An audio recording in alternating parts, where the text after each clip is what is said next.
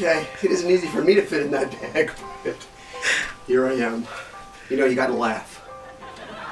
This video is gonna be about how to handle the things that really could make you cry by possibly doing the things that make you laugh. You really have to be able to learn to deal with life's difficulties because there's always going to be quite a lot of them. So life is duality, and there's always this sense of yin and yang and what's difficult and what's not. But when things become a bit too, I know they can become overwhelming and they can become unbearable. But as long as you're alive, and you could be alive for a long time, you got to take care of yourself, and you got to find a sense of humor in these things. You've got to find joy. I'm doing a video and there's someone knocking at the door right now. What are the chances? But of course the chances are quite high. That's the realm of duality. Let me go answer the door. Okay, so it turns out it was my mailman, Bird. And Bird is a good guy. So he knocks on the door and lets me know that the mail's here. So we got Men's Journal. Of course I love Men's Journal, but John Akner on the cover? Okay, and then there's the new Spider-Man, but he looks kind of cool, so I don't know anything about this particular new Spider-Man, but it looks alright.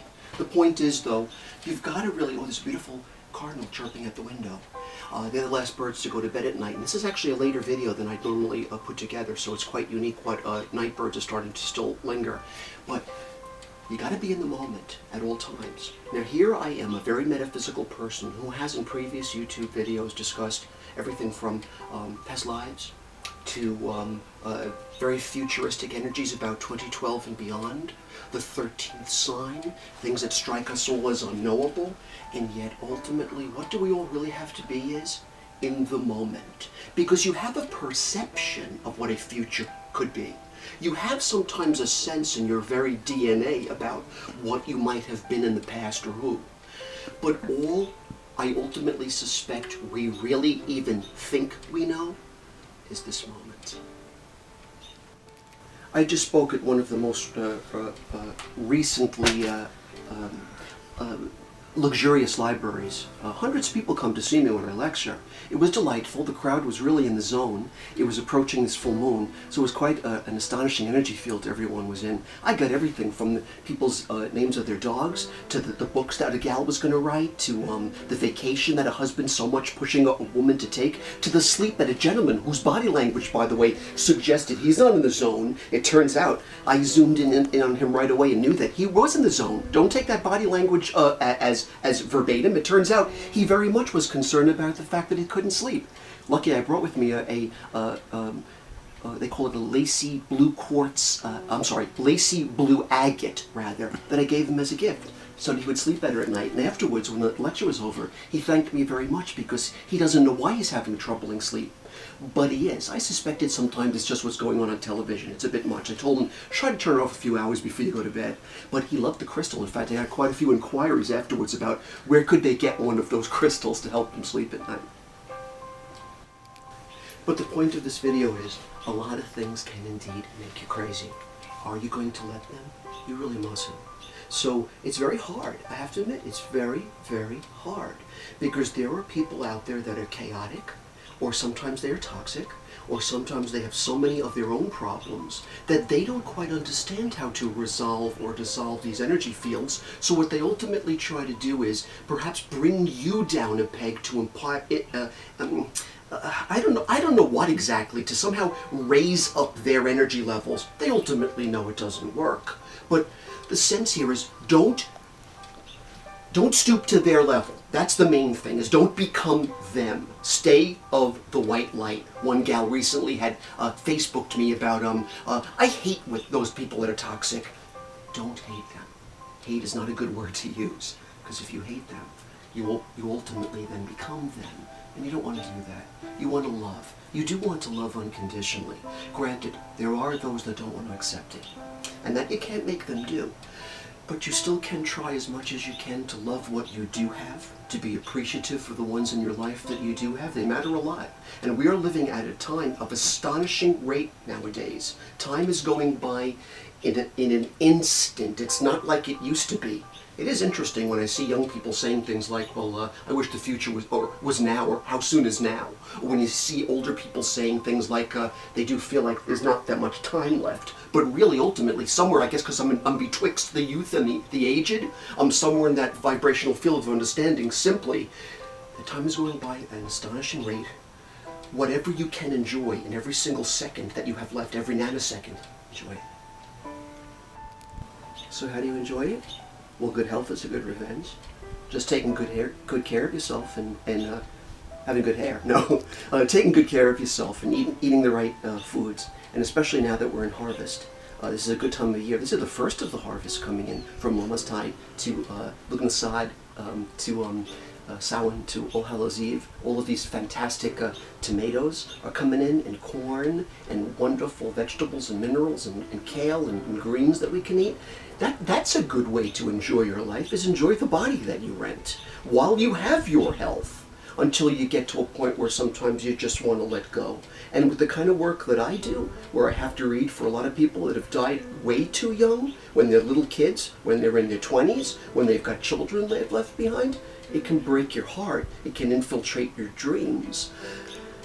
But when you wake up in the morning and there's this life that appears to be around you, live it. You hear that cardinal outside as I'm speaking right now? You know what she's doing? She's looking for some water. She's calling to her guy. They're looking for something to feed their little baby. And if you've ever seen a cardinal in a nest, they're quite astonishing. They've got little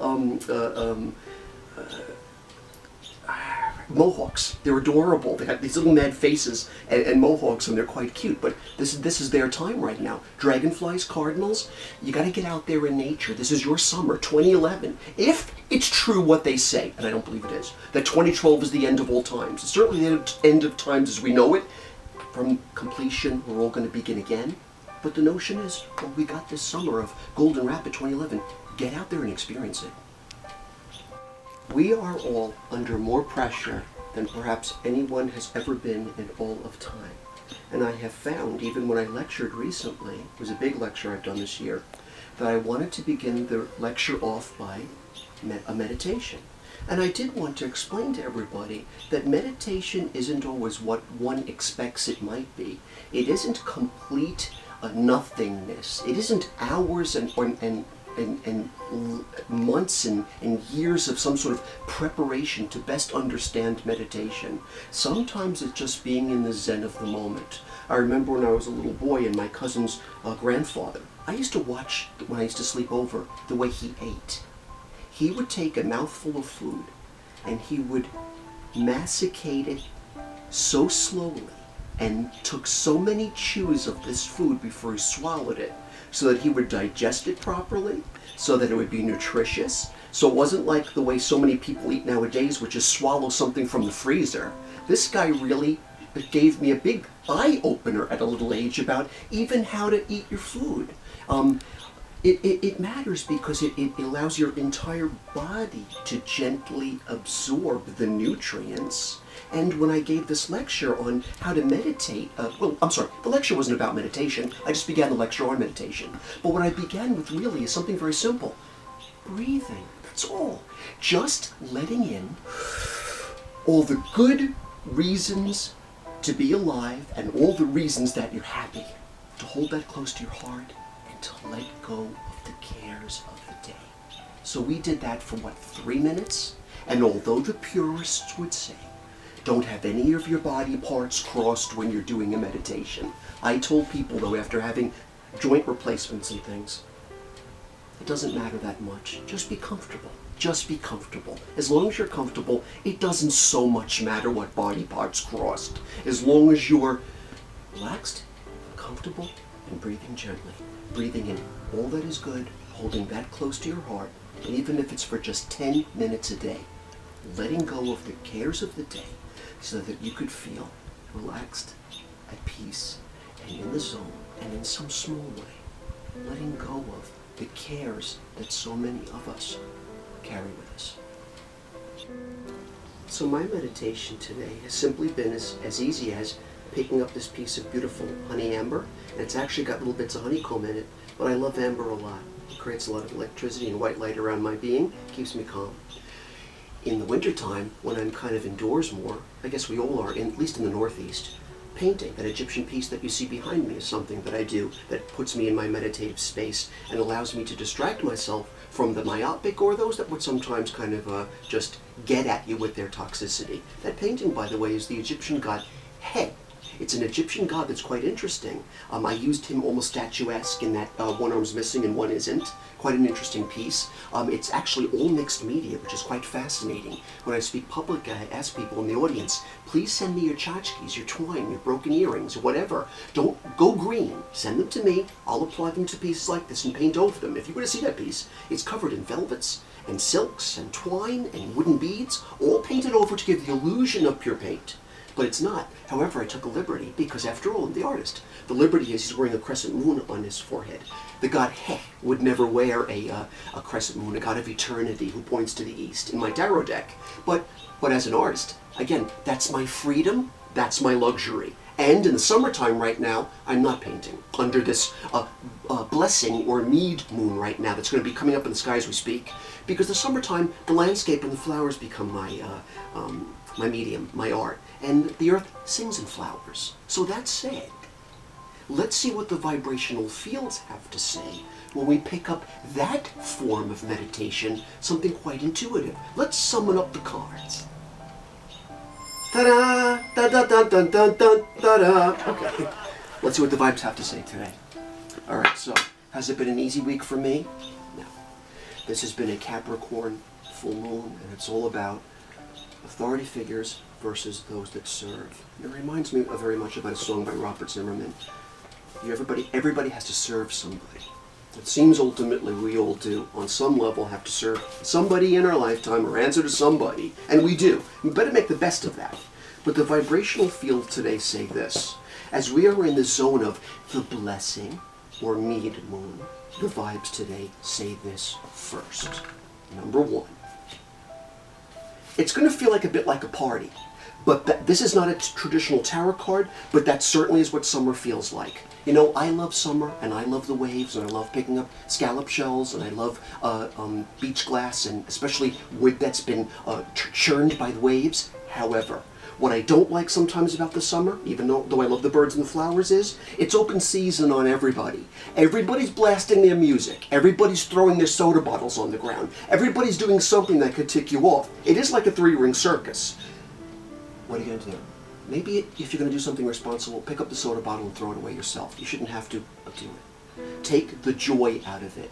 And if you're going to take something from the ocean, maybe leave something behind. A coin, like the Native Americans would, or your own crystal, or something. So you're kind of giving energy for energy. So it's like a circus, but a circus can be fraught with chaos, or maybe it could be fun. It depends on you. Okay, next vibe. The second vibe in the Grand Trine of this summer says this. Well, these vibes almost are so powerful they don't know what to do with themselves. Okay, we'll mix master the energies up. And here's what they say. Second vibe. Okay, interesting vibe. I noticed not a lot of tarot-esque, Kabbalah-esque, or astrological vibes are appearing. You may go. You may go west. Now, I've never seen this vibe represent someone who gets ready. You're going to definitely go to the west. You're going to go to Sedona. You're going to go to Malibu. But it does represent that you're going to go. You're going to go somewhere. Who knows? Maybe you should. So it's one of my paintings of a woman who looks into a crystal and gazes into this notion of thought and says, maybe I'll go there. Maybe I'll do this. The summertime is when we do these things. My friend Gary just left today, visited from Seattle. My sister's here from Florida. People are visiting. It's a good time to reconnect with the people that you love. Okay, and the final vibe that I hopefully would indeed be a lesson about how to get into that good energy, the good graces, good light, the white light, to protect yourself. This is the vibe that you so wanted to pop out, so we're going to let it, and it says this. Success! So the vibration shows you can have success if you do things like this. Like I said before about the summer. Is it somewhat open season? Yeah, it is. So what? Enjoy it. Summer's going to be over real quick, and the next thing you know, you're going to be raking leaves, you're going to be shoveling snow, you're going to be doing something, depending where you live. In the meantime, get out there and see a bit of the world. Even if it's just the world down the block from you. Don't be myopic. And ultimately, with these delightful blueberries that, by the way, right here in the New York area, they're just starting to bloom. I'm going to try to get them before the cardinals do. But they're tasty. This image is quite interesting because it shows little kids in the background playing. They're all out there today. Kids are enjoying this weather. And I know it isn't easy for all of us to access the little kid in us. But if you don't, then what's going to happen? You're going to become some kind of a curmudgeon. It's not worth it. Try to always maintain the wonder and the youthfulness inside of you. I hope you can do it this summer. I hope you can do it in the autumn. I hope you can do it for the rest of your life. Enjoy your life. That's why it was given to you.